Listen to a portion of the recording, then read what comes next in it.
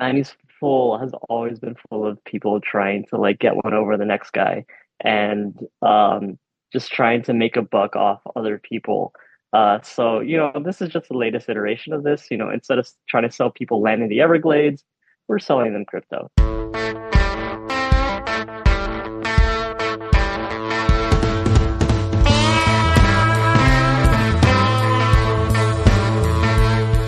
Hey there, I'm Jesse Mayshark, and this is Headlights, Voices from the Progressive South.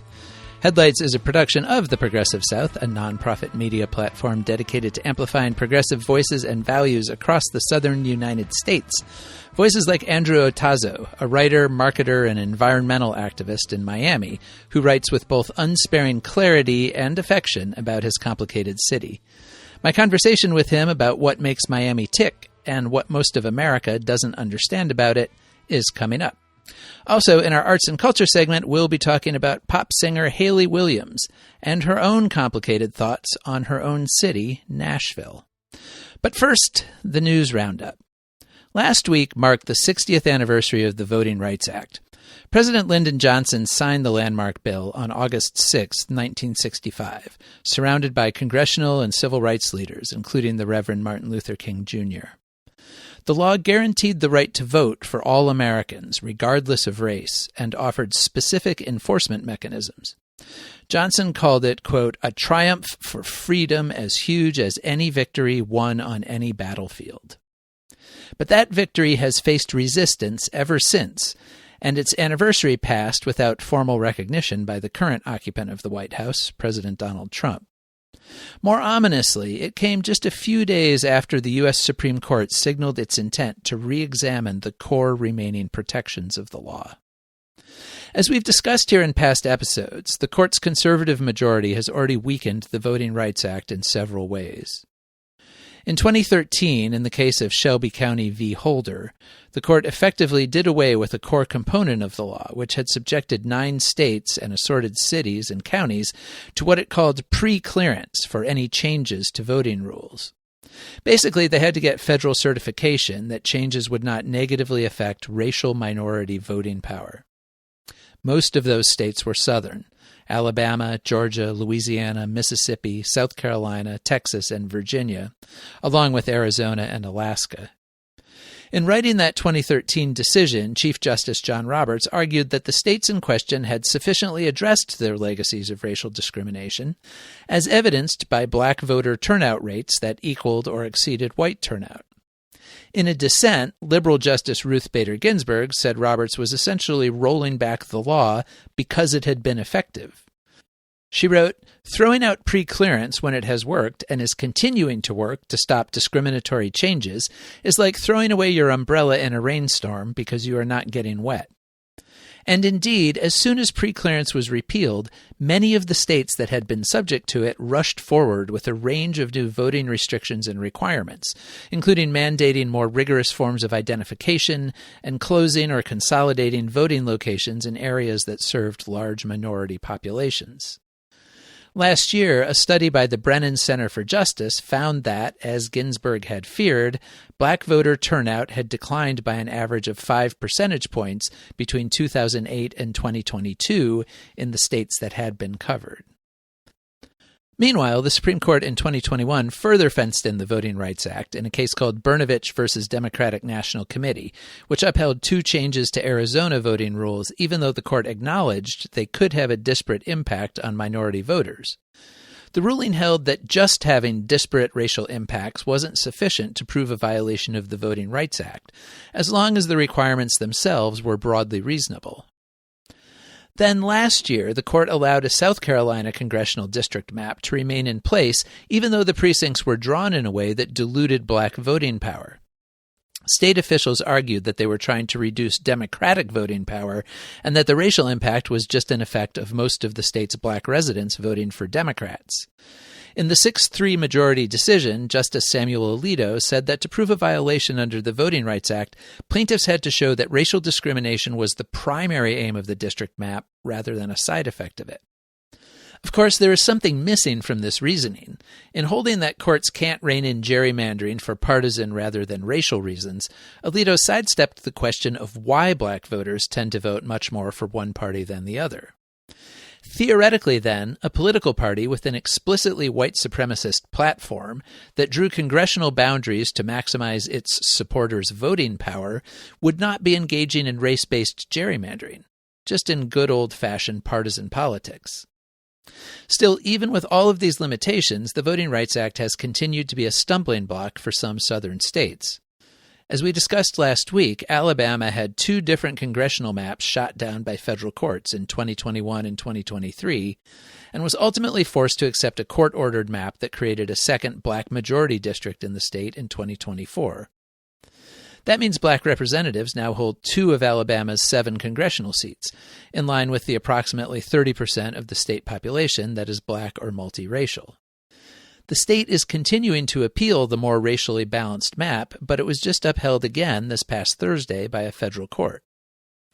A similar remedy was ordered by a federal court in Louisiana, which struck down a map that created only 1 majority black congressional district out of 6, in a state where 1/3 of the residents are black. A new map approved after much legal wrangling took effect last year, and, like Alabama, Louisiana now has 2 black members of Congress, both of whom, not surprisingly, are Democrats. But as soon as that new Louisiana map was adopted last year, a group of white voters in the state filed their own lawsuit. They argue that in deliberately creating a majority black district, something states across the country have done for the past 60 years in an effort to comply with the Voting Rights Act, state officials actually engaged in illegal race-based gerrymandering themselves. In other words, the lawsuit is alleging that legislative and judicial attempts to take racial representation into account are themselves racist. This turns the logic of the Voting Rights Act on its head and robs it of its original intent, which was obviously to protect the long-denied rights of racial minorities. But it is, of course, in line with the Trump administration's aggressive moves to roll back diversity efforts on many fronts, on the largely specious grounds that they are actually discriminatory against white people. It is also in line with the Supreme Court majority's theory of a, quote, colorblind constitution, in which taking race into account in any way can be branded as racist. Now, the court has not yet taken that argument to an extreme. Although it has rolled back affirmative action efforts in university admissions, it has also continued to uphold at least some tenets of the Voting Rights Act, including in the case of the Alabama redistricting map just 2 years ago. But the Louisiana case raises the prospect that the conservative majority may be preparing for a more frontal assault. Although the court heard arguments in the case in March, it ended its session in June without delivering a ruling, saying it wanted to hear more from the parties in its next term. And on August 1st, just a few days before the anniversary of the Voting Rights Act, it asked for new briefs in the case, with a particular focus that rang loud alarm bells among civil rights advocates. The justices want to hear arguments about whether the deliberate creation of a second majority black district in the state violated the 14th and 15th Amendments to the Constitution. Those amendments, adopted right after the Civil War, prohibit the federal government and states from denying or limiting the right to vote, quote, on account of race, color, or previous condition of servitude, unquote. Now, the Voting Rights Act was adopted specifically to ensure that the rights in the 14th and 15th Amendments were actually enforced and protected, as they largely had not been for the first century after they were added to the Constitution. If the court ultimately uses those amendments to say that states cannot consciously try to preserve representation for racial minorities, it would be quite a piece of rhetorical jujitsu. It could theoretically free up states to draw political districts to favor any group they want, as long as they frame it in partisan rather than explicitly racial or ethnic terms. Of course, we won't know how that case turns out until the court's next term, but the call for the new briefs has some observers fearing the worst for the future of the Voting Rights Act. And should Louisiana ultimately be blocked from creating majority black districts, Alabama and probably many other southern states will be right behind them in seeking relief.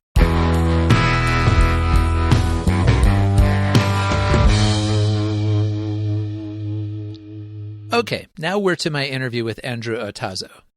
He is a Cuban-American writer and communications strategist who was born and grew up in Miami.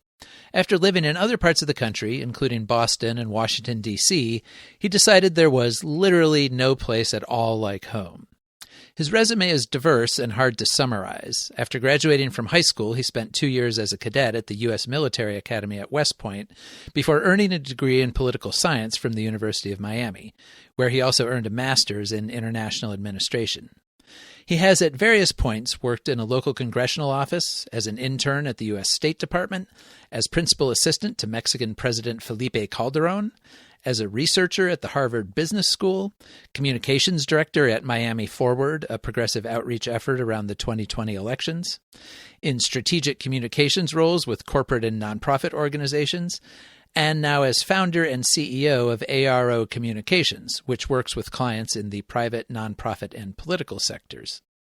He is also the founder and author of a multi-pronged project called the Miami Creation Myth, a book, website, and social media account that subjects his beloved and complicated hometown to searching analysis and scathing satire, leavened with deep and irrepressible affection.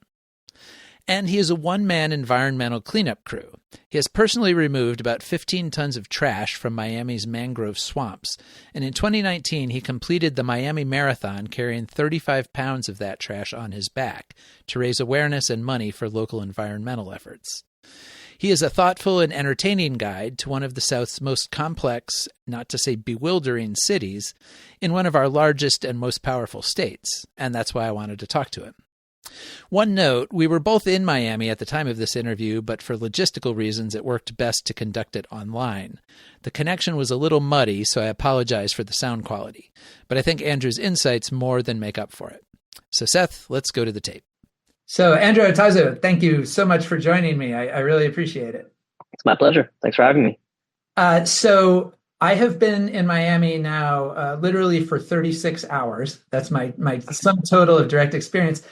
But I think like a lot of Americans, maybe most Americans, for most of my life, I have had an idea of Miami. And you can imagine what that has been derived from TV shows, movies, and pop music and so forth. I mean, I think it's one of these places that occupies space in the American imagination. So to start off with kind of a big picture question, because I think this is something that you get at in various ways in your work. What do the rest of us just like not get about Miami? What do people who think of it as the place of, you know, Miami Vice or Miami Beach or Miami Sound Machine, missing about the reality of what the city is and how it works? So those aspects of Miami that you just mentioned are part of the city, but they're a very small part of the city, like 5% or less, I would estimate. For people who aren't familiar with the city, the way that, you know, people living here for a while or who were born and raised here are, I would say that first and foremost, Miami is a world unto itself. It is the capital of Latin America. It is 70% Latino. Its culture is very heavily influenced, not just by the Latino population that living here, but also Haitian Americans, people from all over the world. Really, it is a very international city, but also it is a city that is designed to be consumed. So it is not a city designed for its residents at all. It is a city like those aspects that you mentioned are like fetishized versions of Miami that are marketed to people to come here and to basically spend their money and leave. And the entire city is built around them. So we don't have a very good public transit system. Our rent is out of control. We're missing tens of thousands of units of housing. It's very difficult to live in Miami unless you are part of the very wealthy class here. And it's a struggle. It's a struggle for most people, and most of the economy is designed around service. So it's a service economy, servicing those tourists that come here. Lately, within the last several years, it's switched more to crypto and finance and all these other things. But that's really more part of Miami's very long history of being a very fraudulent city. So, you can go back to its very foundations, its boom and bust cycle, its real estate bust, especially. Um, Miami's has always been full of people trying to like get one over the next guy and just trying to make a buck off other people. So, this is just the latest iteration of this. Instead of trying to sell people land in the Everglades, we're selling them crypto. So that's very, very, very brief description of Miami. Well, and so you grew up here, obviously, and you moved away and lived in various other places for a little while, and then obviously decided you wanted to come back. I'm curious what, I think a lot of times when people move away from a place, in a way that place becomes clearer to them from a distance. And because Miami is so distinctive and unique, Yeah. no place else you can go that is like it in so many different ways. I guess what did you realize about it when you moved away, and what was it that drew you back? I realized a lot of things. So I'm Cuban American. I'm a white presenting Latino, and I grew up thinking I was white. And I thought that my upbringing was standard for the United States.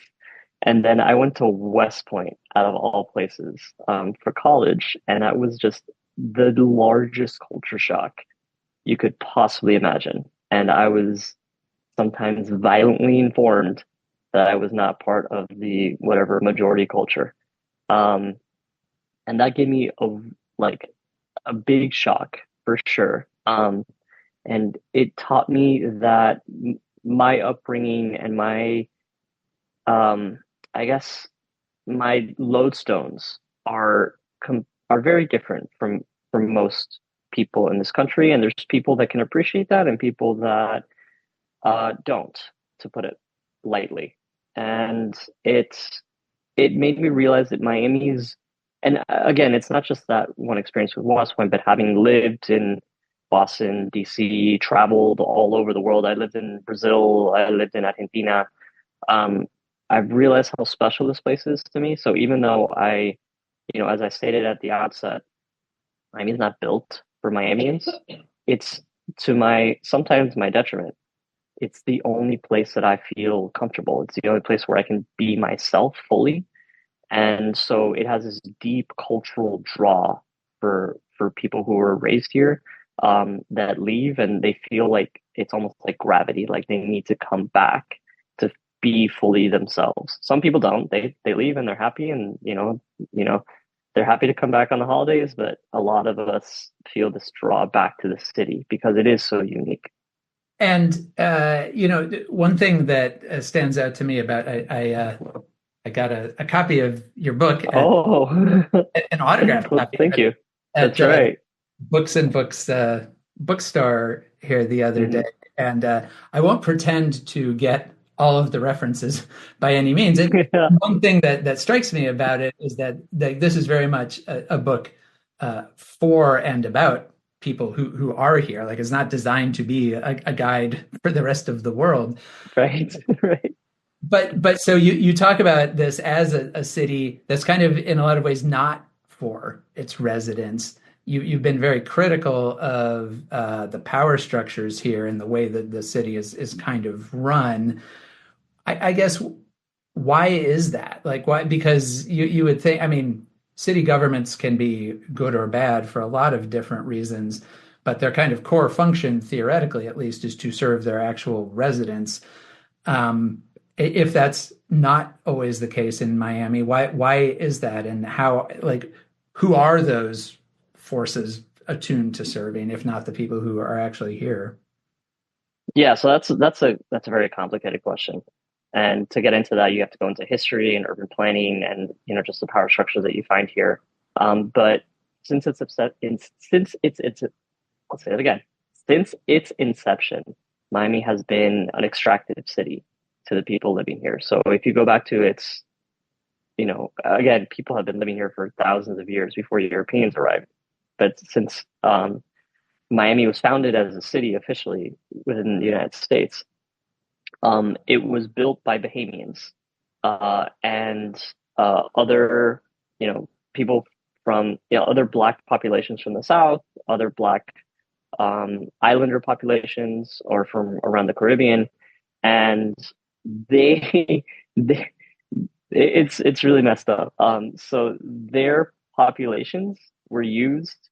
They were counted as part of Miami's official population in order to hit a certain threshold to be considered a municipality in the United States. But as soon as that was done, they were completely disenfranchised. So, for example, they built Miami Beach, but it was a sundown law, or it was a sundown town. So Black people were not allowed within city limits after sunset without a pass from their employers, or they could be lynched. So from its very, very inception, there's been a class of people that have benefited from extracting, for lack of a better term, value from people farther down the totem pole. And, up until the 1960s and the 70s and the 80s, this was largely a white upper class, right?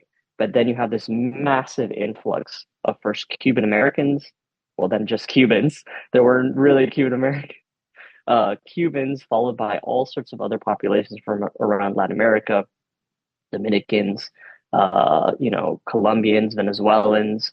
And what happened was that you had the top of that socioeconomic pyramid, you had the the white population at the very top. They left Miami. They didn't want anything to do with us, but this new Latino upper class just kind of slotted right into it, and the rest of the pyramid remained unchanged.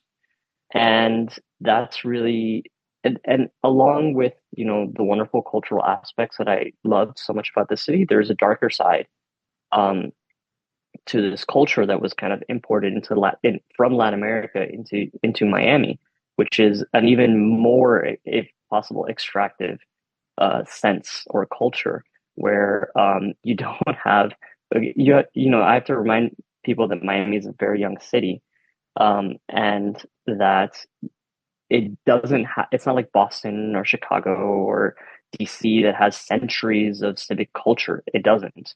But what you did see was an importation of this culture from Latin America that's even, that is always trying to get something, is always on some scam, essentially. So if you look at the rule of law in Latin America, it's mostly laughable.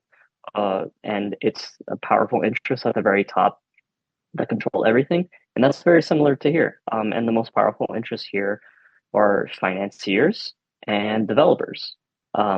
This is an economy that's built around, yes, service and tourism, but also real estate.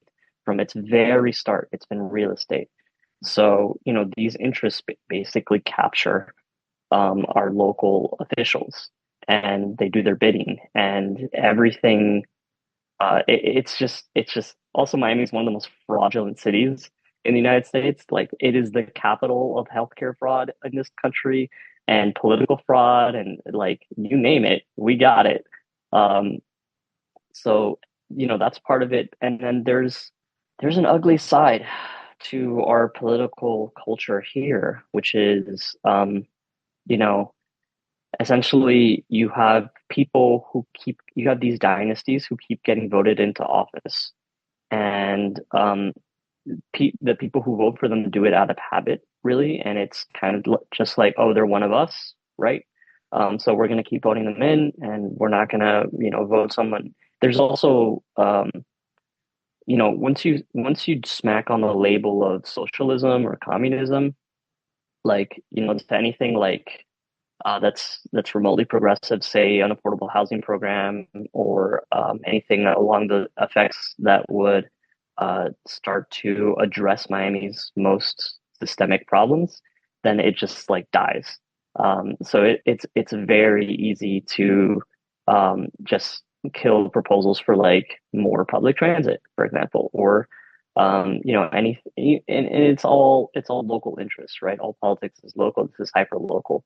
So yeah, it's a confluence of so many different factors that make Miami a city that, it works if you want to stay in, downtown or Brickell or go to Miami Beach or go to Wynwood or Edgewater, basically anything east of I-95. But if you live west of I-95 or you live toward the north or the south, then, you're kind of screwed. So, tell me about the Miami creation myth.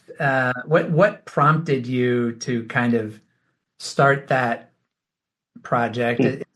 Was it a way for yourself to kind of try to figure out the city and come to terms with it? And what kind of reception have you had to all of that from people here? Well, I'll start with the reception first. It's been wonderful. Um, I won an award for the book. It's an International Latino Book Award for Best Fantasy Novel. So I got, national recognition, which was nice, and it's sold really well in Miami. It's we have an independent bookstore here called Books and Books, and they're really the anchor of the local literary scene, and it's the best-selling independently published book they've ever sold. So that's great. So, the reception has been really good. Um, and I think it's because I wrote it from a place of, I come from a certain culture in Miami, a Cuban American culture, but that's not the only culture of Miami. There's so many different ones. There's the native cultures, the Seminole and the Miccosukee. There's the Black culture, which can be subdivided so many different ways into Haitian, Islander, Trinidadian, whatever. You have, a large undocumented population here. You have Colombians and as well as Argentines, Mexicans, et cetera, et cetera, et cetera. And I wanted to represent as many of those cultures as possible. And in order to do that, I had to partner with members of these different cultures to help check me and help me course correct on these different chapters dealing with their communities because I'm not a member of their community. So that's why it took me 7 years to write because of these different collaborations. And it's written in 11 languages and dialects with footnotes in English. So, I speak three languages. I speak English, Spanish, and Portuguese. But I don't speak Miccosukee, and I don't speak Haitian Creole, and I don't speak Jamaican Patois. But I know people who do, and they help me put that together. But basically, the concept around the Miami creation myth is that, just like the Greeks or the Romans, the Egyptians have their own mythic cycles, their own legends and creation myths. I did that but for Miami because it is such a globally unique city, like you said, like New Orleans, um, that it deserved its own like mythic cycle. And so that gave me an opportunity to explore its history and its culture and in a satirical, humorous manner.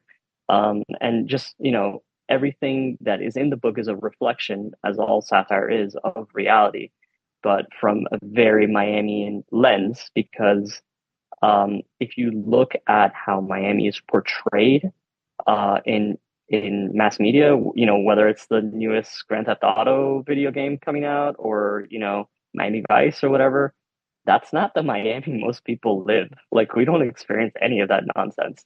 But I think that's why I've received a good reception, is because like this, like you said, this was a book written for Miamians from someone who understands our city.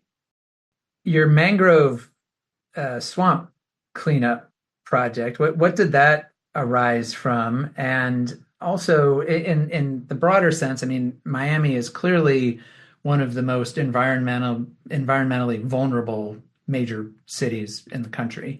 I mean, it always has been because of Mm-hmm. hurricanes and flooding, even before we get to the modern era of climate change. Uh, so I guess how do you see the levels of environmental awareness and action here, given all of the threats that the city obviously faces?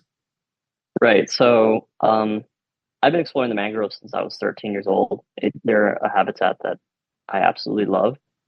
And it was actually my partner who prompted me to begin picking it up. I took her out there years and years and years ago, and she saw the trash, and she suggested like, oh, why don't you start picking this up? And I was like, no, there's just going to be more trash next high tide. There's no point in doing this. But I don't know. Eventually, I just got so upset that nobody was doing anything, that I just started picking up trash. And 31,000 pounds later, here I am.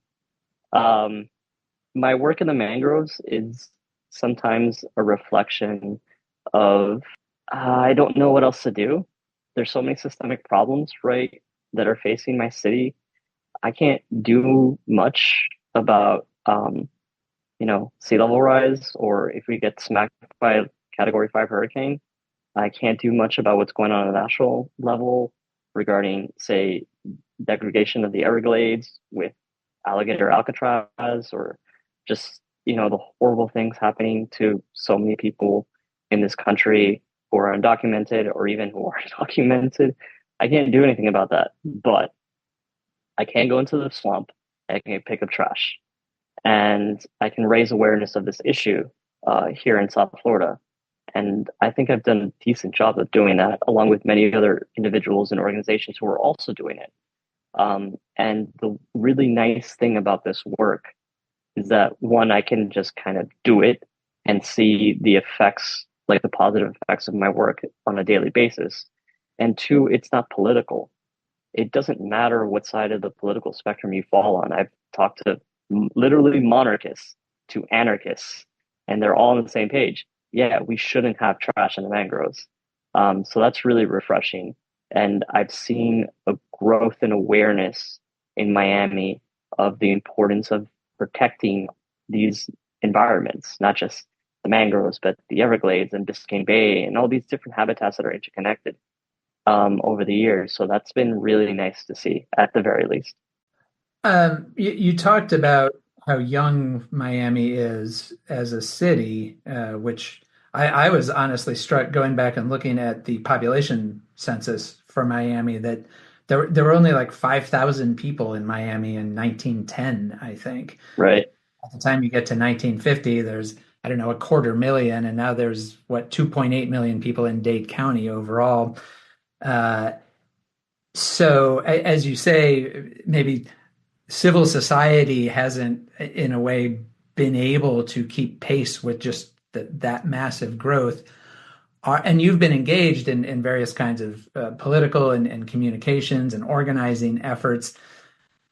Is that changing? Are there the roots anywhere of a stronger civic and civil society that might be able to grapple with all the things that the city is facing? Like, is is there hope there? Um, that's a very good question. It's a very good question. First of all, you bring up a great point. There's more people living in Florida in 1491 than there were in 1900. For some perspective. Um, here's the thing about Miami civic culture and about our systemic issues generally. The solutions to these problems are not going to come from the top down. They're not going to come from our political class because even there are politicians in the city that I do agree with and I do support, like the mayor of our county, Danielle Livinkov. I think she's doing the best she can. She's doing good work. But you have a structure where you have 30 something municipalities in this county, and each one has their own commission and their own mayor and their own interests, and they often don't align. And so they don't collaborate well often. Um, I think that at a base level, the change that we need, I don't know, obviously, I have no idea if Miami is going to get its act together and be able to solve its most pressing issues, which are existential, related to climate change. Not to mention income inequality and housing and transit and all sorts of other problems that we have here. But I can tell you that if we do, it'll come from the bottom up. It's going to be at the grassroots level. It's going to be a demand, an insistence um, on our elected leaders that if they don't address these issues, then they're going to get booted out of office. I don't know when that's going to happen. I would love it to happen. I'd love for it to happen soon, but it's a very entrenched system. So that's if I wasn't an optimist, then I wouldn't be living in the city, and I certainly wouldn't be doing my environmental and civic and political work in it. But you know, I don't I don't know. Maybe it's a Sisyphean task. I don't know. We'll find out together. So I guess to wrap up, I would just ask for people who do come to Miami, because lots of people from outside Miami come to it, or come to Fort Lauderdale, or come to the surrounding area. Is there anything that you would encourage people to do to kind of break out of those obvious touristy bubbles, like to get some sense of uh, sort of what the real Miami is? How should people approach this city if they Sure. learn about Yeah. If you want to, Miami is so rich culturally, and I do encourage anyone who wants to visit here to get out of that bubble, which is mostly along the East Coast. Um, you know, sure, go to Miami Beach and go to I don't know Wynwood. They're great, but also check out Little Haiti. Go to historic Overtown. Go down to Homestead. That is a completely different. I mean, it's a drive, but it's worth it. It's agricultural. It has incredible fruit markets. It's just a really awesome place. Check out our nature. Go, scuba diving or not scuba diving if you don't have a license. If you don't have a what's it called? Well, I guess a license. Go snorkeling in Biscayne Bay. Go down to visit Biscayne Bay National Park. Go out to the Everglades. Walk the Anhinga Trail. See more of Miami than just what's in the tourist photos, right? You go out to Doral. That's like the center of Venezuelan American culture in the United States. It's incredible.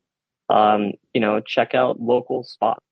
Don't freaking don't go to Bayside Marketplace, which is just like this just depressing 1980s era, mall. Go, patronize local retailers and restaurants and check them out and go to a Ventanita, get some Cuban coffee. It'll keep you awake for days.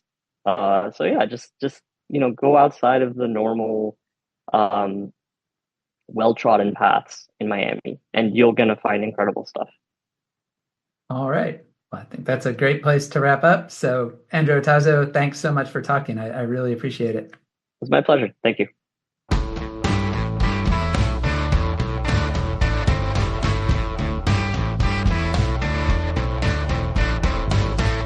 If you've been a rock, emo, or pop punk fan in the past couple of decades, you are probably familiar with Hayley Williams. As lead singer and songwriter for the band Paramore, Williams shot to stardom as a teenager. The band's second album, Riot, released in 2007, has sold more than 3 million copies and remains a millennial touchstone. Williams has guided Paramore through 4 more albums and almost as many lineup changes since then, evolving a more mature musical and lyrical style.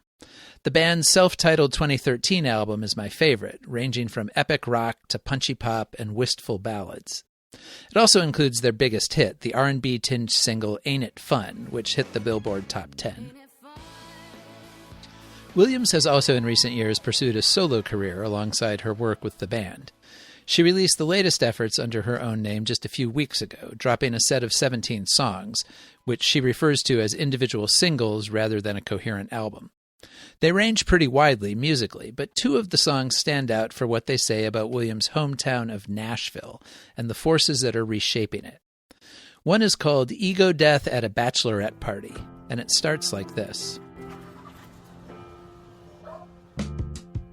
In subsequent verses, she targets the Music City's bachelorette party industry and its tourist-fueled karaoke bars, with a repeated refrain of, "Can only go up from here," suggesting that Nashville has reached some kind of spiritual low point.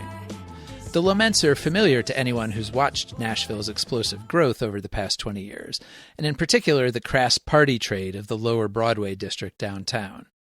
There are a bunch of bars and restaurants owned by country singers there, including Jason Aldean, whose controversial anthem Try That in a Small Town became a right-wing rallying cry in 2023. Williams' song is not inherently political, except in a general anti-racist, anti-corporate sense, but the video for it nudges in that direction. It features a cameo appearance by Nashville State Representative Justin Jones, a Democrat who was famously expelled from his seat 2 years ago by the State House of Representatives Republican majority for leading a short protest of state gun laws on the House floor. Jones was promptly appointed back to his seat and then reelected to it, gaining national celebrity along the way. In Williams' video, he sits quietly by the Cumberland River as she sings the song's hopeful chorus. The video also includes an image of Williams writing, "I still believe in Nashville" on a bathroom wall. Another song in her new collection, True Believer, is even more pointed, about both Nashville and the South more broadly. Williams grew up in a conservative Christian family, and early on Paramore was tagged as a Christian band. But over time her songs became as much about questioning her faith as affirming it. And none have ever questioned it as directly as True Believer. The song starts as another memorial for the vanishing Nashville of her youth. "All our best memories were bought and then turned into apartments," she sings. "The club with all the hardcore shows, now just a grayscale Domino's." But then she turns her attention to the faith of her upbringing and the hypocrisies she sees from people who profess it. "They put up chain-link fences underneath the biggest bridges," she sings. "They pose in Christmas cards with guns as big as all the children. They say that Jesus is the way, but then they give him a white face so that they don't have to pray to someone they deem lesser than them." The line about Christmas cards with guns is likely directed at Congressman Andy Ogles, who doesn't live in Nashville but represents a portion of it, and did send out a Christmas card with him and his whole family displaying an arsenal of firearms. Then comes the song's real kicker. Invoking Strange Fruit, the Billie Holiday classic about the lynching of black men, leaves no doubt about which sins of the South Williams has in mind. It's a deceptively ambitious song, connecting the ruthless machinations of the South's new money with the depredations and depravities of its old powers. And it marks Hayley Williams again as one of the great voices, and great Southern voices, of her generation. You can find both of those songs and the rest of her new material on streaming services. And that wraps us up for this week. Remember, the Progressive South is a nonprofit media outlet, and you can find information about contributing to our efforts on our website, theprogressivesouth.org. If you do feel moved to make a donation, first of all, thank you. And second, make sure you make a note in the comments accompanying it that it is for the Progressive South. Thanks to Bark for our theme music and to Lord Seth the Libertarian for his production work at Barbarian Productions. And thanks to you for listening. Remember, you can call and say hey from wherever you are. Just leave us a message at 865-214-7764. That's 865-214-PROG. Tell us your first name, where you're calling from, and take up to a minute to let us know what's going on where you are. You can also write me at jmayshark@theprogressivesouth.org. We'll talk to you soon.